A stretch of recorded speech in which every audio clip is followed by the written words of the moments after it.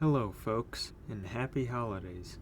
Today is our 2025 holiday season update. To cap off 2025, we'll be showing some new content from multiple divisions and give a general overview of where we're at going into next year with Division 2 release on the horizon. Before we continue, we'd like to give a massive thanks to everyone for getting us into the top 100 for ModDB's Mod of the Year awards. We greatly appreciate everyone's overwhelming support this year with our releases, and we couldn't have reached this goal without it.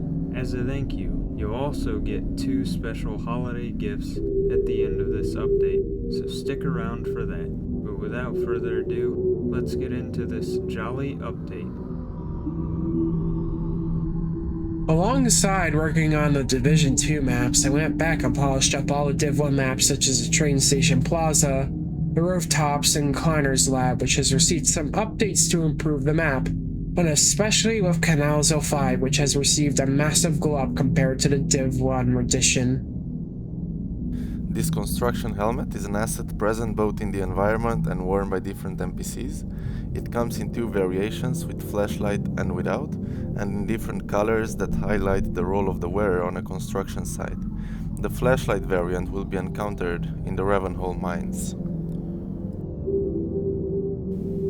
Canal Zone 9 to me was a map that, unlike the previous 2, this one focused more on the airboat driving aspect of the chapter, having no mandatory stops or anything that would slow down the action. My goal was to keep it that way and to make up for the longer time spent in the industrial maps.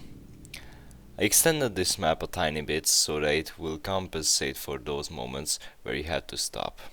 Of course, the vehicle sections also have the element of exploration, and for that reason the map has some new locations that you have the option to stop by if you desire to explore. While exploring a combine excavation, you'll find a cell holding a captured Vortigaunt. The player will come to rescue and this exit animation will play, made by Emma Jervax. The sequence will show how he's struggling after being tweaked and injured by the combine. Furthermore, this scene was made using inspiration from Half-Life 2's original style of animating such events. Hello, this is Subspace Otter. For Division 2, I was tasked with making the Combine RPG turret, ensuring its movement matched the design and fit with the concept art. I really liked the outcome of the design and hope you will too. When Calcut set in stone the visuals of Canal 13, I took it upon myself to work on the gameplay. I won't mention much about it as I want to keep it as a surprise, but I have overhauled the chopper fight to be more engaging and making the map end with a bang to set off Division 2. While we were focusing on adding original props, one of our modelers, Tasia, has been hard at work on remaking some of the lower poly Half-Life 2 beta props. This specific trash can model, pictured here in the before and after, was in desperate need of an update. She gave this prop a whole new look that is more detailed and more suitable for our visual fidelity.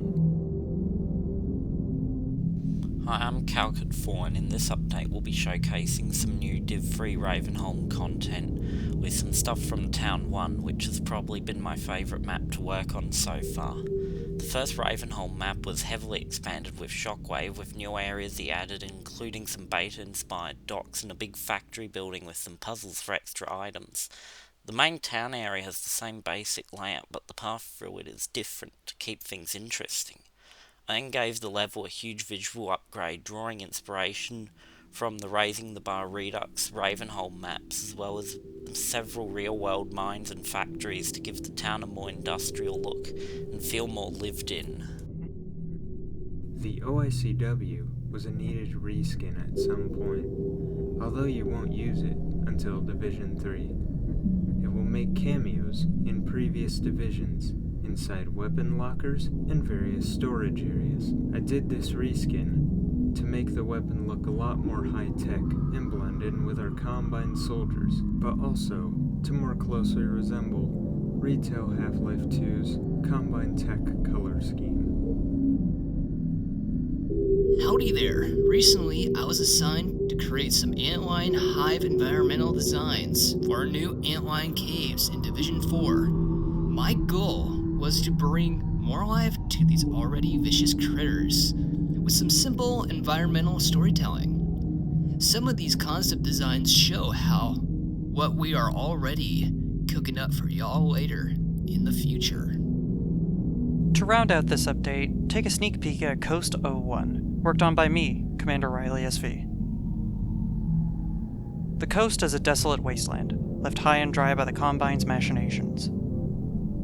For raising the bar retail, a storm hangs over these shores in megalophobic structures, drenching life both from and beyond Earth. What remains of the human presence here is old, and like the Half-Life 2 beta, is dominated by harsh brickwork and concretes.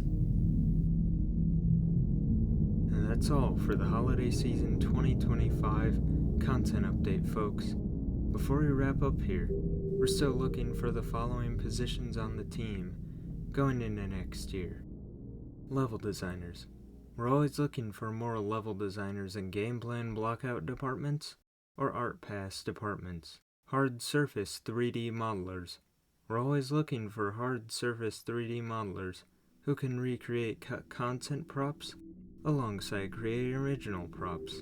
Soft surface 3D modelers. We're currently looking for soft surface 3D modelers who can create foliage props or organic props. 3D animators. We're currently looking for some assistance in the NPC animation department, which will involve creating original animations as well as working with already existing ones.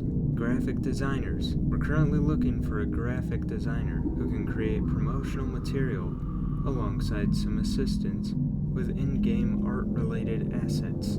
If any of these roles look interesting to you, please apply via the application form in the description of the video. Massive thanks to everyone for supporting us this year, and stay tuned for next year's updates.